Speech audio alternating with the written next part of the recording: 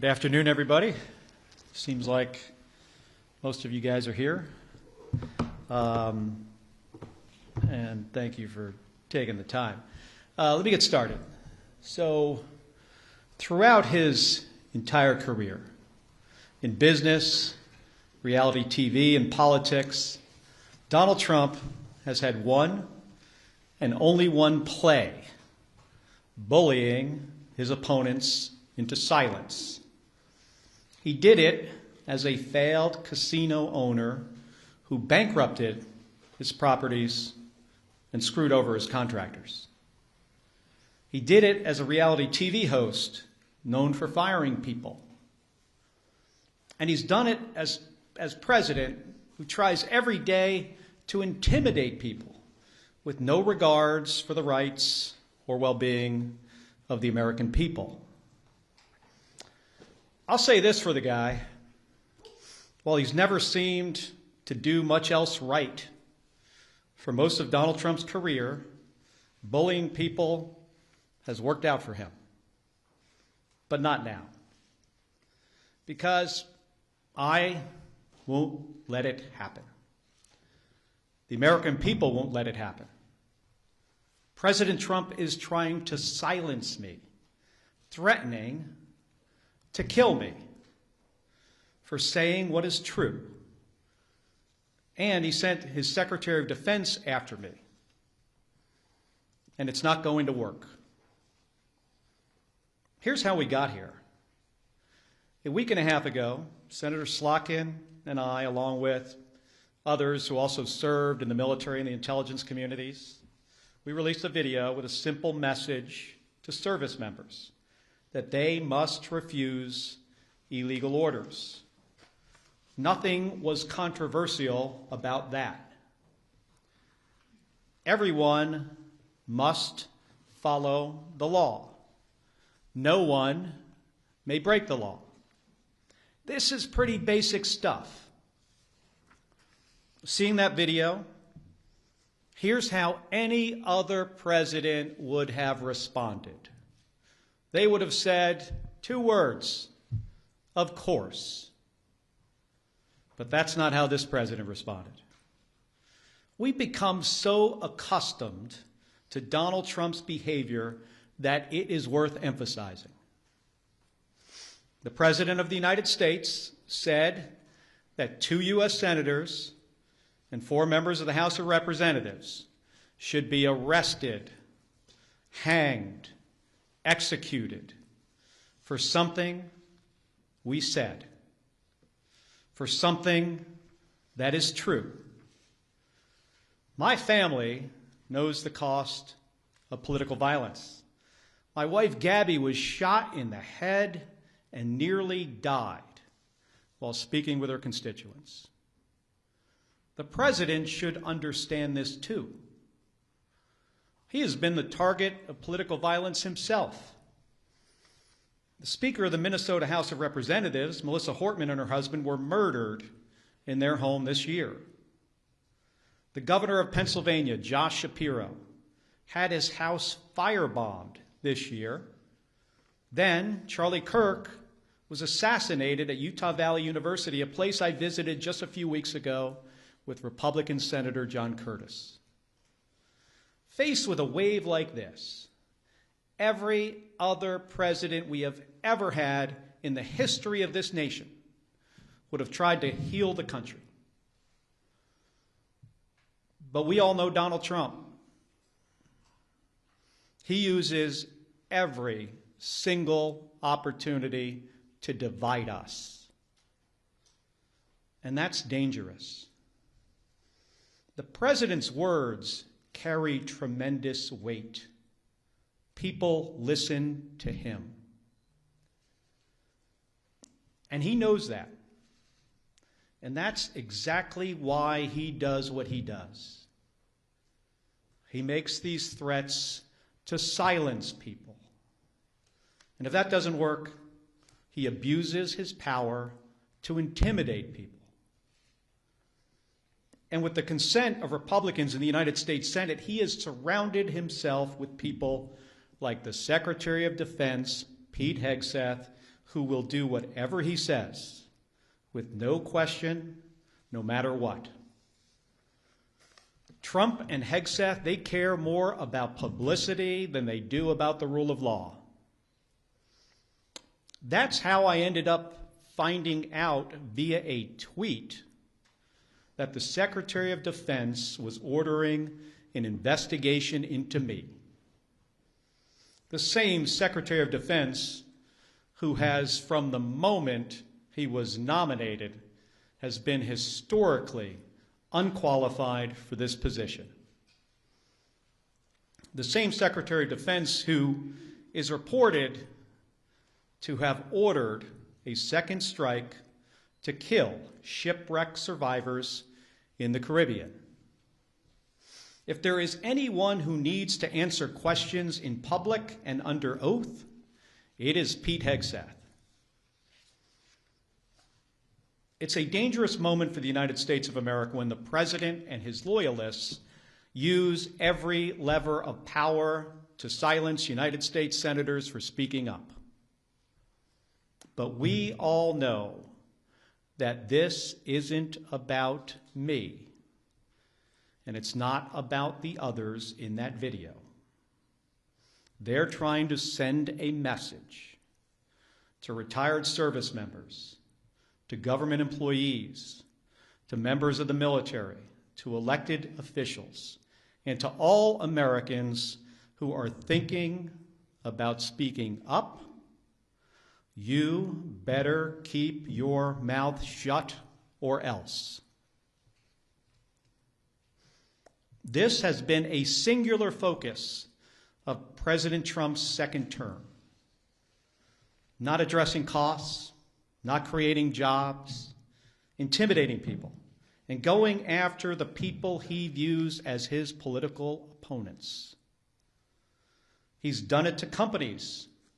You better write a check to build my ballroom, or I might not approve your merger. He's done it with universities. You better fire your president, or I'll pull your research funding. He's even done it to late-night hosts. You better not make jokes that I do not like, or I'll get you taken off the air, and I'm going to take your company's broadcast license. And he does it every week with Republicans in the House and the Senate. You better toe the party line, or I'll make sure you never get reelected. Folks, this comes at a cost. And not only to American companies, colleges, and comedians. It damages every American's freedom of speech and the balance of powers that form the foundation of our democracy. Because when Republicans in Congress are too afraid to disagree with this president, it means that his bad ideas go unchallenged. He has slapped reckless tariffs on countries across the globe, skyrocketing the cost of everything from groceries to school supplies. Republicans historically, well, at least a year ago, they hated tariffs. But when it comes to voting to undo them, they are too afraid of Donald Trump. So Americans pay more for just about everything because of spineless politicians. It's the same with healthcare costs.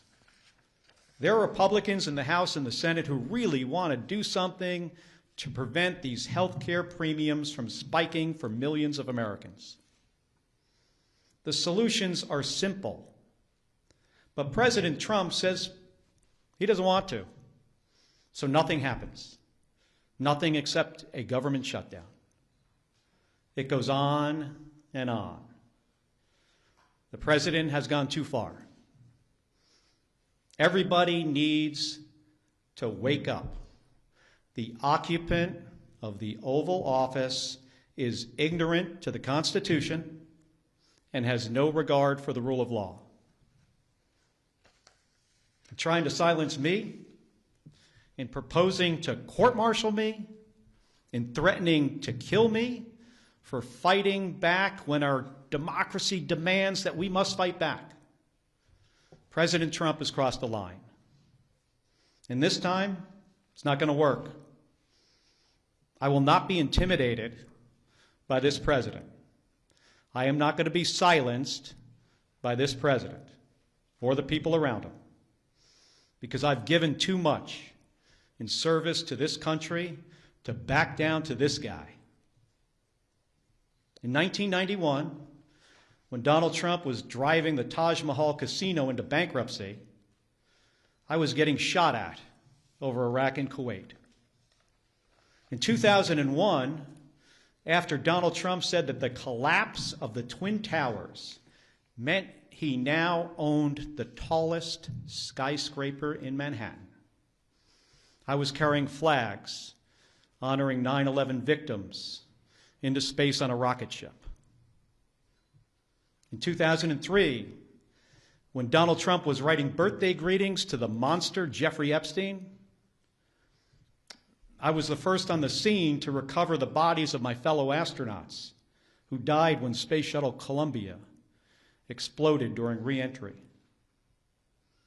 In 2011, when Trump was hosting a reality show and peddling conspiracy theories against President Barack Obama, I was sitting next to my wife's hospital bed as she recovered from a gunshot wound to the head.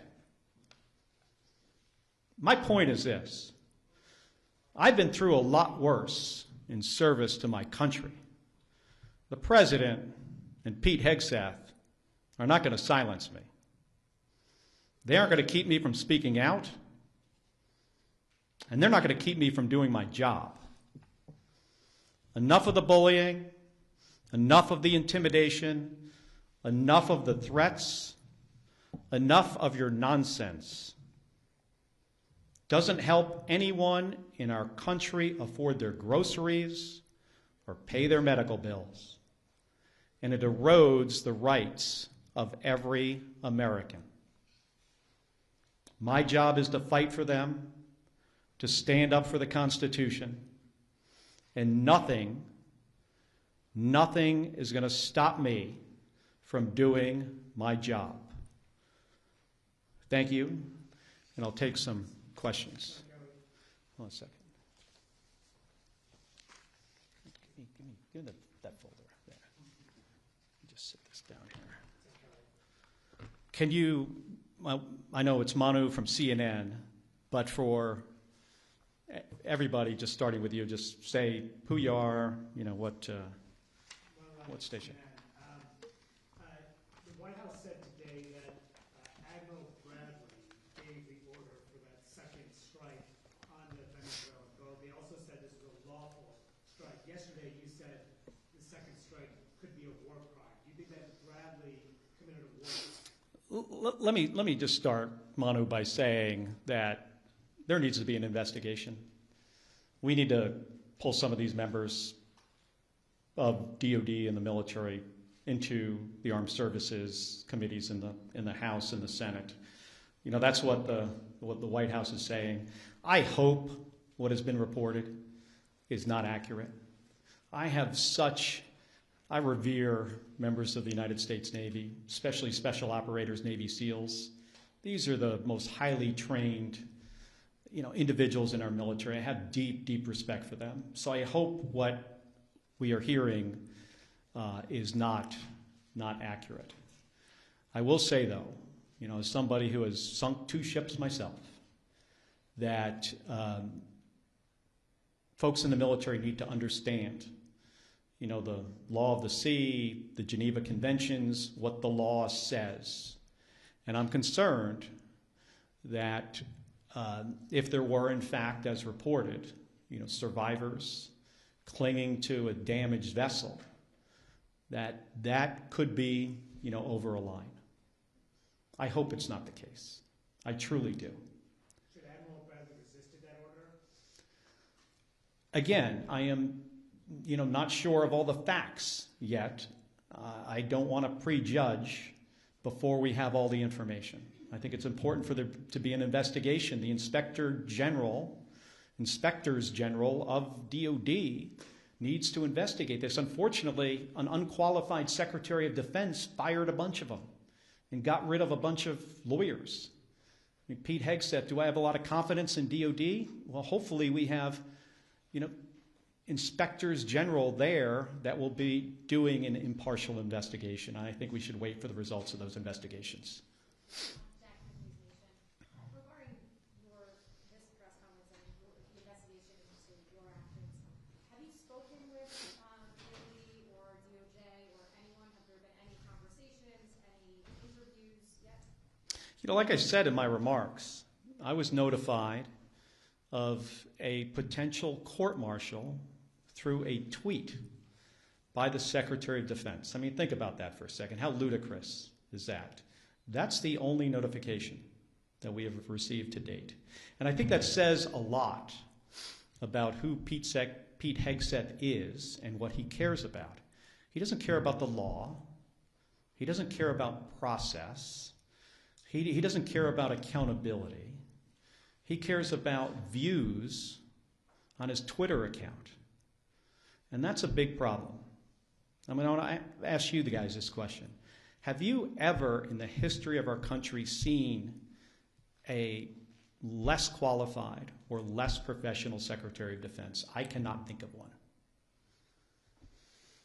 Senator Kelly, Nathaniel Reed, Scripps News. Are you concerned about threats on your life? Have you stepped up your personal security and, of course, the security of your wife? Hey, I'm no stranger. Gabby and I are no stranger to political violence. We get a lot of threats already. She continues to get threats. She gets threats on her life, more so today because what Donald Trump said about me 10 days ago, that I should be hanged, that I should be executed. The threats on us have obviously gone up. I'm not going to get into details about my personal security. We take these threats very seriously, and I take, the threats from this president seriously. How many times in our country's history have you heard a president of the United States say that members of the Senate and the House should be hanged and executed? I mean, I can't think of one. Those words carry a lot of weight. The number of threatening calls that we get into our office have skyrocketed. And they were very graphic. I mean, some of them were put, not from my office, but another member put them out there for people to hear. The ones we get are worse than that. So I take this seriously. But again, that's why he does these things. Because he thinks he can shut me up. I have First Amendment rights. I'm a United States Senator. I am doing my job. I'm on the Armed Services and the Intelligence Committee. He ain't going to shut me up. I mean, he intimidates other people. I'm not intimidated by Donald Trump or Pete Hegseth or anybody else. Thank you, Senator Nicole Killian with CBS News. Yeah. Are you aware, just back on Venezuela, are you aware of whether or not the Secretary has had, and then Secretary Hegseth, that is, if he's had any conversations with any members of the Armed Services Committee, and in terms of these calls to investigate, do you believe the Secretary and Admiral Bradley should appear before the Armed Services? They absolutely should appear. I've talked to the chairman of Armed Services about it and the ranking member. They should absolutely appear. I'm not so confident they will. This is not an administration that tends to follow any norms. But we need to get to the bottom of this, of what happened. And we are not Russia and Iraq. I'm really concerned if the reporting is correct. Again, I hope the reporting about this incident is not accurate. What the White House said today actually indicated it might be, but we're going to have to see. Going back to the DOD matter, are you considering any legal action for the threats of being court-martialed or any of the tweets or threats of investigations? You mean like me suing Donald Trump for what he said? I think what he said about us is dangerous. It's ridiculous. It is a violation of our constitutional rights as Americans and our rights as senators to do our job, and he's trying to intimidate us. But I have not considered that, not at this point. Yeah. Thank you, Senator. Senator Secretary from today. Do you see this as fundamentally First Amendment issue for you that you want to highlight against the president who's trying to silence you? And how do you see the whole process Well, again, this isn't really about me. And that's why I think people are kind of got this a little bit off here. It's not about me.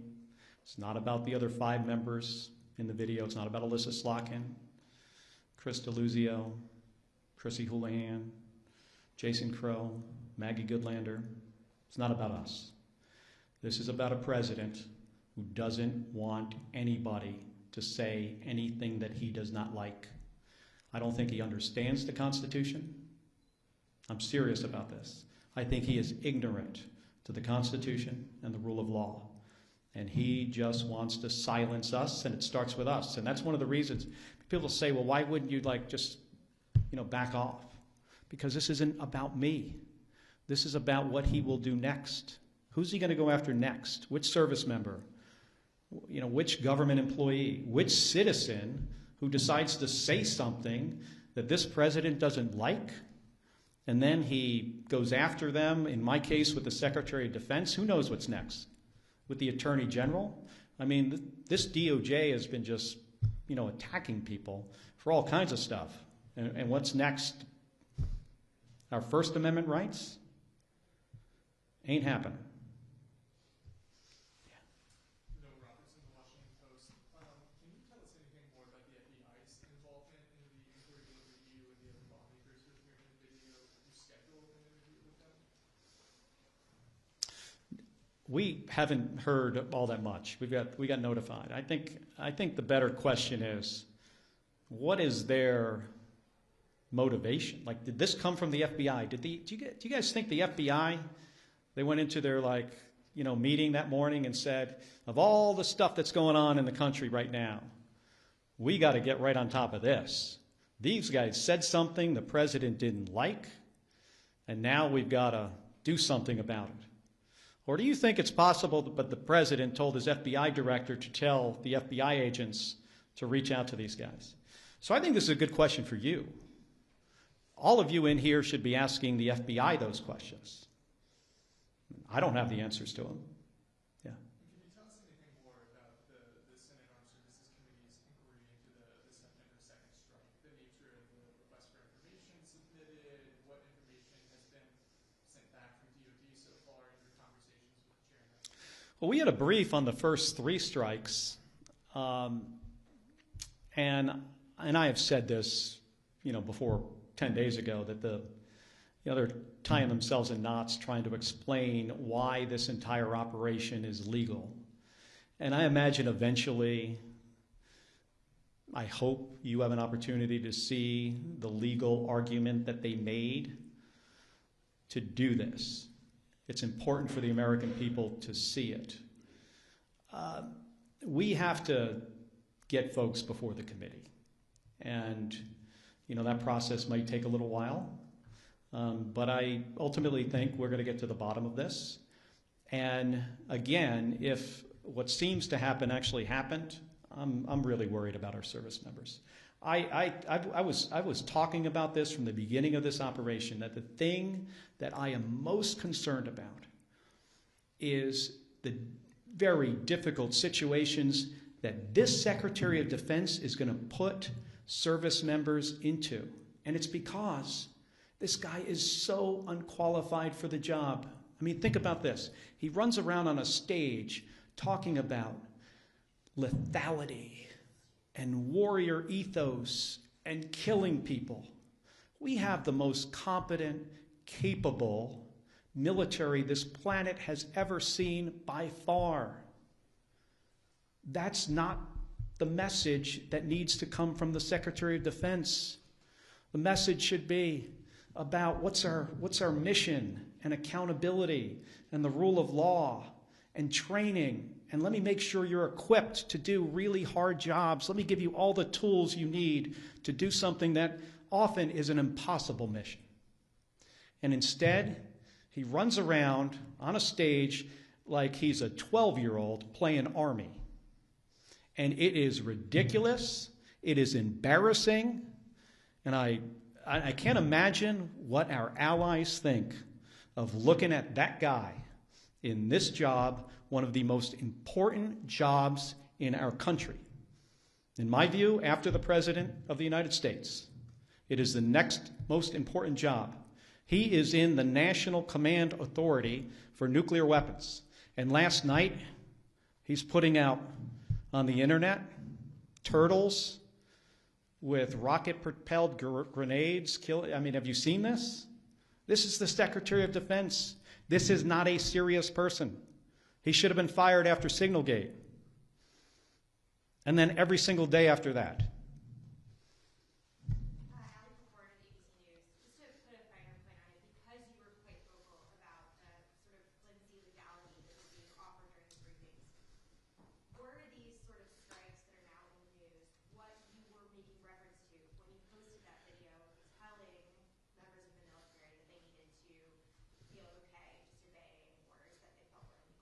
Based on who this president is and who the Secretary of Defense is, and specifically things that the president has said in the past and things he was talking about doing in the future. Let me give you an example. 2016, he's talking about something on a debate stage that was clearly illegal, and he was reminded by Brett Baer from Fox News that that would be an illegal order. Military won't do that.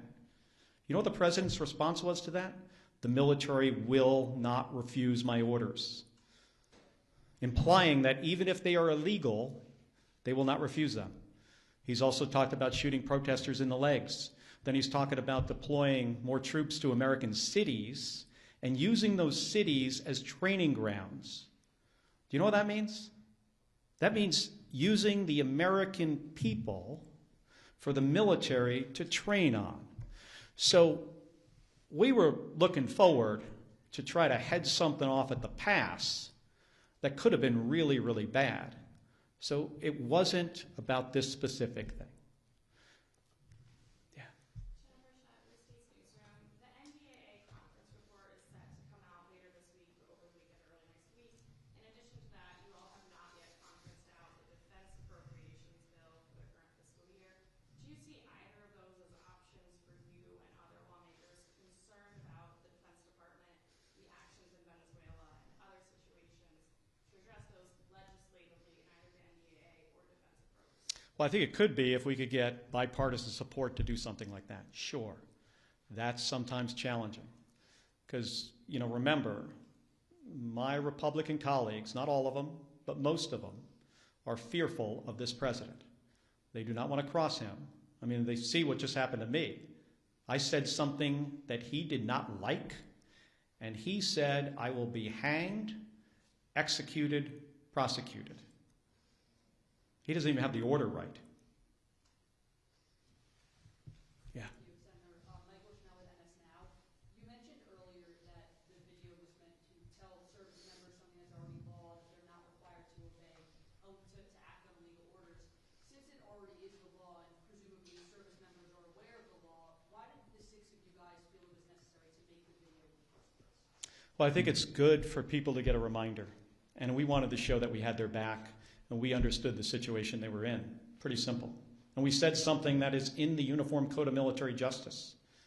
According to the law of armed combat, we stated something pretty simple.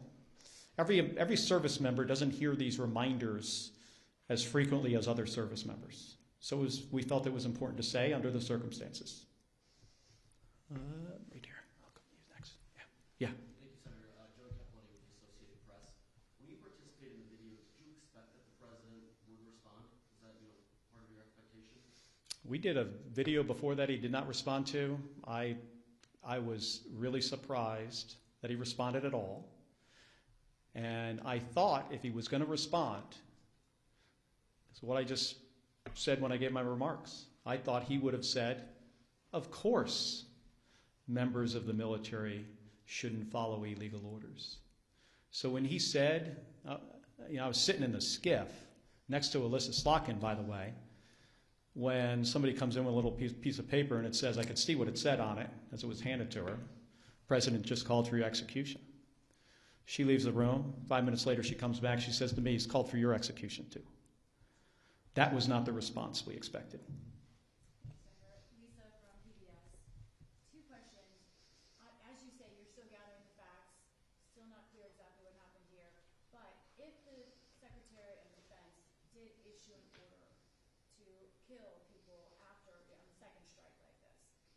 Is that an impeachable offense? Taking apart the numbers in the House, but in theory, is that a potentially impeachable offense to you? And then second, a shift, healthcare. Short time here to figure out what's going to happen in healthcare. Just what's your involvement right now in talks? Where does that stand? Well, on the first question, I think that's a question for attorneys. I am not an attorney. I don't pretend to be one. But only senators and House members. That is true. Of course, I do not know the specifics, on that part, of the law about impeachment. And again, let me remind folks that we're in the early days of this, and I think it's important to get all the facts for we to understand exactly what happened. Again, I hope what is being reported is not the case. But there needs to be an investigation, and we are a country of laws. Despite the apparent situation we're in with a president of the United States who, in my opinion, does not respect the law. We're a country of laws. We got to hold people accountable. On the healthcare, situation, we've got some time. I'd like to see a bipartisan solution because millions of my constituents, the people I represent in Arizona, and millions of more people across the country are not going to be able to afford their health care. And they're one accident or illness away from bankruptcy. People lose their health care, they die. We can fix this. We have time to fix this. We know what to do. But again, it doesn't seem the President of the United States wants to do anything on this. If he wants to help the American people, he should engage with the United States Congress on fixing this spiking of premiums, fixing this issue. Have you, Liz Ruskin, Alaska Public Media, have you received messages of support, public or private, from your Republican colleagues? Yes. And some of it's public. Can you tell us a bit about this? Well, some people put out statements. And I got some private calls, which I will not get into. But there are some, you could Google it. There are some, positive. But we're in an unfortunate period here where we have a president that does not like to be crossed. And if he's going to say to a U.S. senator that you should be executed for what you say, that sends a very chilling message, not only through the United States Senate and the House to Republicans, but across the entire nation. Thank you, Senator. Ryan Schmelz of Fox News Radio. I wanted to see whether it's the FBI or the Department of War, a lot of them are requesting hearings or investigations with you. Are you planning to cooperate if that is the case? I will follow the law.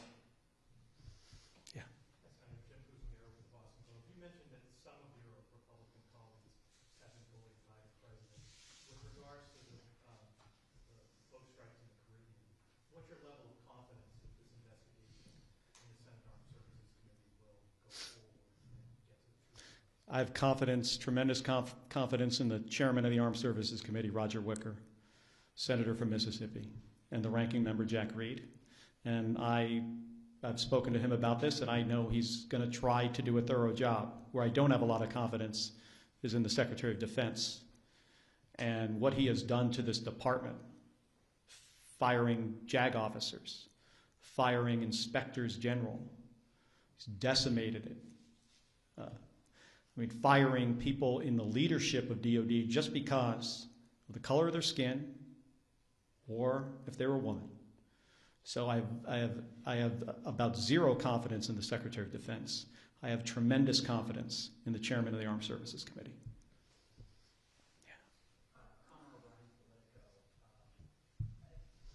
Senator Schatz tweeted this afternoon, said EXF needs to testify in the month of December before we pass a defense authorization. And I'm just curious, as a member of Armed Services, do you agree with that approach? Should Democrats be open to potentially, holding up NDA to leverage testimony, intimidation, whatever in this process? I spent 25 years in the United States Navy. I understand the importance of the defense bill and the programs that we authorize and the changes we make to policy through that piece of legislation. I I've talked to Senator Schatz, and we'll continue to talk about this, but in general, my view, on this is we've got to be very thoughtful about how we handle the process of the defense bill. Yes. Yeah. Just to clarify, you were not briefed on the double tap of the first strike. None of your briefings had included that. If Hegseth will not testify, will you call on Admiral Halsey of Southcom to come in and testify? And then lastly, on Venezuela, should the United States strike inside Venezuelan territory, do you think that is legal? So I'm going to have a conversation with the chairman and the ranking member about who specifically, we bring in to testify, whether we do it in public or not. I would generally prefer public hearing. We should probably do both. One in a classified setting, one publicly, so the American people could see. I'm still trying to figure out the justification that Donald Trump has if he was to, conduct kinetic strikes into Venezuela. What's the goal? Why hasn't he communicated this to the American people? That's the job of the president, to lay out a case before we go to war. And if it is about removing Maduro, how do you square that with pardoning Juan Hernandez, who is basically the same guy from a different country, who got sentenced to 45 years in prison, and he's barely been there? Probably hasn't even gotten settled in yet, and the president's going to release him? Doesn't make any sense. And I'll tell you what, regime change as a policy of the United States generally in our history has not worked out well. Think of South Vietnam. Think of the Bay of Pigs, Iraq and Afghanistan. It results in the deaths of U.S. service members without the intended outcome. And in this case, I don't even think we know the intended outcome. President needs to make a case to the American people when he is about to put thousands of American men and women in harm's way. This is not the way to manage the U.S. military. Hey, I want to thank all of you for spending the time here today. I'm sorry the room is so warm in here, but we'll cool it down next time. Thank you. Appreciate it.